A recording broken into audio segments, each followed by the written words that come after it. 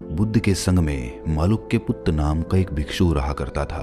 मालुक्य पुत्र ऐसे प्रश्न उठाते थे कि सृष्टि का अंत होता है या वो अनंत है, अथवा वो माया है या शाश्वत है, या फिर भगवान है या नहीं है। बुद्ध ने सदैव इन प्रश्नों के उत्तर नहीं दिए। एक दिन मालुक्य पुत्र को लगा कि वो बुद्ध के मौन को अधिक सहन नहीं कर सकते। उन्होंने संकल्प किया कि अब आखिरी बार मैं उनसे प्रश्न करूंगा, और यदि उन्होंने उत्तर नहीं दिया तो मैं उनसे निवेदन करूंगा कि अपनी प्रतिज्ञाओं से मुझे मुक्त कर दें। बुद्ध मिले तो उसने कहा, गुरुदेव, यदि आप मेरे प्रश्नों के उत्तर देने पर सहमत होते हैं तो मैं आपको अनुगमन करता रहूंगा, किंतु यदि आपने उत्तर नहीं दिए तो मैं संग त्याग दूंगा। बताइए कि क्या आप जानते हैं कि सृष्टि नित्य है या अनित्य? यदि आप इसका उत्तर नहीं जानते तो भी मुझे कह दीजिए। बुद्ध ने मालुक्य पुत्र की ओर देखकर कहा, जब तुमने मुझे प्रवज्ञा देने को कहा था उस समय क्या मैंने तुम्हें ऐसे प्रश्नों के उत्तर देने का वचन दिया था? क्या मैंने तुमसे कहा था कि तुम भिक्षु बन जाओ, मैं तुम्हारी आध्यात्म विज्ञान की समस्याओं का निदान कर दूंगा? नहीं गुरुदेव, आपने ऐसा नहीं कहा था। तब तुम अब मुझसे ये मांग क्यों कर रहे हो? मालुक्य पुत्र, तुम ऐसे व्यक्ति हो जिसको विष बुझा तीर लगा हो और परिवारजन चाहते हो कि तीर निकाल दिया जाए और विषमारक औषधि दे दी जाए, लेकिन वो व्यक्ति उस चिकित्सक को कुछ करने देने से पहले अपने कुछ प्रश्नों के उत्तर जानना चाहता हो। घायल व्यक्ति जानना चाहता हो कि तीर किसने मारा, उसकी जाति क्या है, वो करता क्या है और उसने तुमको तीर का निशाना क्यों बनाया। वो व्यक्ति ये भी जानना चाहता हो कि उसने कैसा धनुष प्रयोग किया और विष बुझा तीर किन विषयों से बनाया गया था। ऐसा व्यक्ति अपने प्रश्नों के उत्तर पाने से पूर्व ही मर जाएगा। यही बात सधर्म मार्ग पर चलने वाले के विषय में सत्य है। मैं आत्ममुक्ति के लिए आवश्यक बातें ही उन लोगों को बताता हूँ। जो बातें आत्ममुक्ति में सहायक ना हो या आवश्यक ना हो, मैं वो नहीं सिखाता। सृष्टि का अंत है अथवा वो अनंत है, या नित्य है अथवा अनित्य, इसे छोड़कर तुम्हें जिस तथ्य को हृदय में बसा लेना चाहिए वो है दुखों की विद्यमानता। दुखों के कारण हैं और उन कारणों को समाप्त करने का मार्ग बताया जा सकता है। जो शिक्षा मैं देता हूँ वो शांति और मुक्ति प्राप्त करने में सहायक होती हैं। जो बातें सधर्म मार्ग द्वारा आत्ममुक्ति में सहायक न होने वाली हों, ऐसी किसी भी बात का उत्तर मैं नहीं देता। बुद्ध के जीवन की ये घटना उन लोगों के लिए बड़ी सीख है जो ना जानते हुए भी जरूरत से ज्यादा बोलते हैं। आवश्यक नहीं है कि हर प्रश्न का उत्तर दिया ही जाए, ना ही आपकी कोई मजबूरी है। ऐसे लोग अक्सर अपने लक्ष्य से चूक जाते हैं जो दूसरों को उनके लक्ष्य तक पहुंचने के रास्ते बताते हैं। बुद्ध के जीवन की घटनाओं से बड़ी सीख सुनाने के लिए मैं राहुल आपके लिए हाजिर हूँ।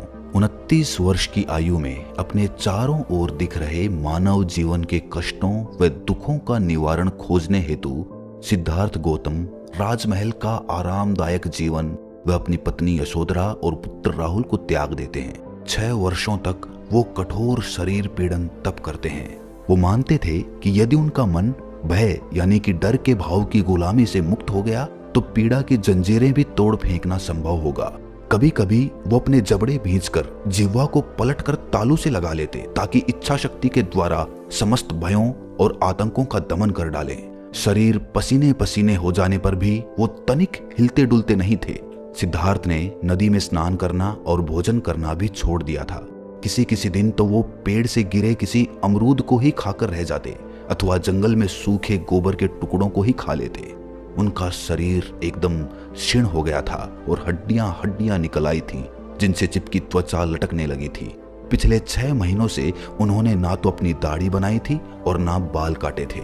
जब भी वो अपने सर पर हाथ फेरते थे तो ढेर सारे बाल उखड़ जाते, मानो खोपड़ी की त्वचा में इतनी भी शक्ति नहीं रह गई हो जो उन बालों को जमाए रखती। और तभी एक दिन जब शमशान में बैठकर वो साधना कर रहे थे तो सिद्धार्थ को जैसे झटका लगा कि आत्मज्ञान प्राप्ति की दृष्टि से घोर शरीर पीड़न तप का ये मार्ग कितना भ्रांतिपूर्ण है। शरीर से अत्याचार करना चित्त के साथ भी अत्याचार करना है। उसी दिन उन्होंने निश्चय किया कि साधना काल में वो शरीर पीड़न तप की विधि त्याग देंगे और नदी के उस पार वन में ही किसी शीतल स्थान पर बैठकर तपस्या करेंगे।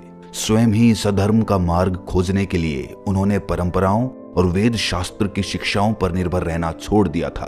बुद्ध के जीवन से हमें दूसरी सीख यही मिलती है कि अपने विवेक का प्रयोग करके सत्य और असत्य में भेद करना सीखो। किसी ने कुछ कहा, किसी ने कुछ धर्म ग्रंथ में लिख दिया, सिर्फ इसी को प्रमाण मानकर उसको सत्य मत मान बैठना। अपने विवेक का प्रयोग करके देखो, समझो और आगे बढ़ो। अपने जीवन काल के अगले 45 वर्षों तक तथागत बुद्ध उत्तरी पूर्वी राज्यों में घूमते रहे। उनके संग में हर धर्म, संप्रदाय और जाति के लोग थे।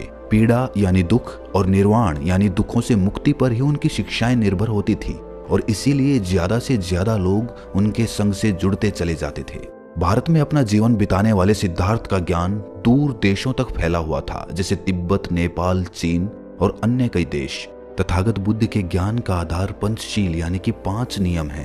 पहला शील है जीव हिंसा से विरत रहना। इस शील का पालन करने से करुणा भाव जागृत होता है। सभी प्राणियों को मृत्यु का भय होता है। जैसे हमें अपने प्राणों का मोह होता है, उसी तरह हमें अन्य प्राणियों के प्राणों को समझना चाहिए।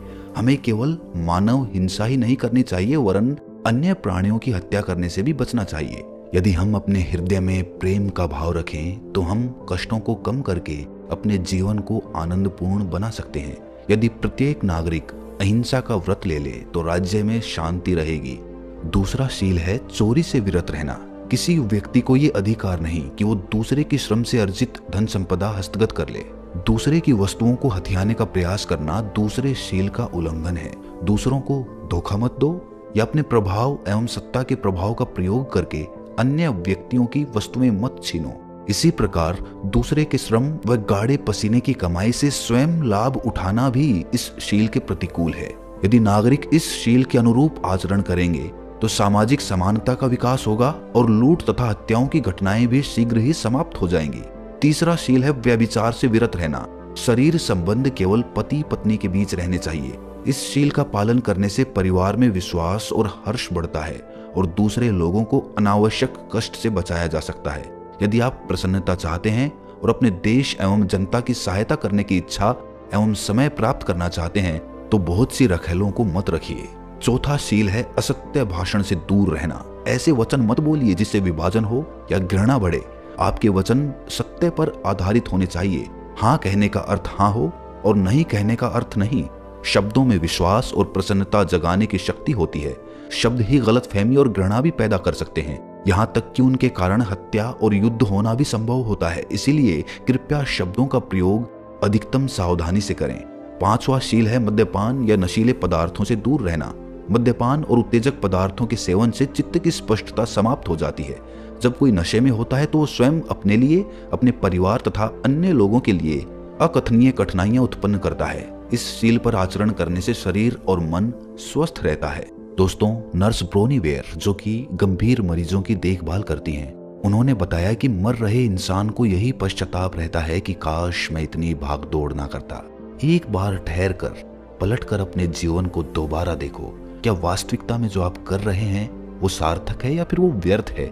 यूं ही भागदौड़ करते हुए एक दिन हमारे प्राण निकल जाएंगे और सारी इच्छाएं यहीं की यहीं धरी रह जाएंगी। थोड़ा ठहर कर शांत मन से सोचना कि वास्तविकता में जीवन क्या है, उसके मायने क्या है और भरपूर तरीके से जीवन किस प्रकार जिया जा सकता है, उसके असल मायने क्या है। दोस्तों, मेरा काम है आपके मन में नए नए जीवन के प्रति सवाल पैदा करना और सवाल ढूंढना और उनका उत्तर ढूंढना आपका काम है। तो मिलते हैं फिर किसी अगली कहानी में, अगले ज्ञान में। तो तब तक के लिए अपना ख्याल रखें और चैनल पर पहली बार आए हैं तो इस चैनल को सब्सक्राइब जरूर कर लें। दुश्मनों की दृष्टि में भी उसे सम्मान का पात्र बना देती है।